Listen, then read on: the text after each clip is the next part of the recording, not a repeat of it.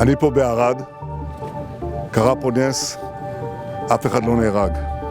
אבל אנחנו לא רוצים לסמוך רק על הנס. היו 10 דקות שלמות מאז ההתראה ועד נפילת הטיל. הטיל נפל פה, בין הבניינים. ואם כולם היו נכנסים בזמן הזה למרחבים המוגנים, למקלטים שיש פה מתחת לכל בית, אף אחד לא היה נפגע.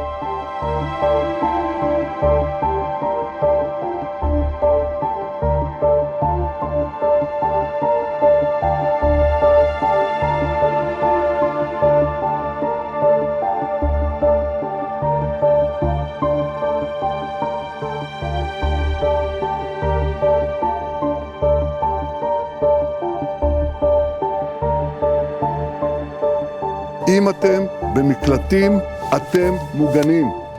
ולכן אני אומר, כל העם חזית, כל העורף חזית.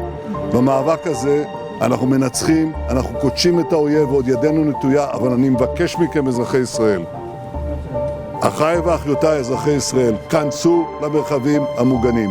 לא להיות שאננים, לא להיות אדישים. אתם שומעים את ההתראה הראשונה, ישר למרחב המוגן, ובעזרת השם, נשמור כולנו על נפשותנו.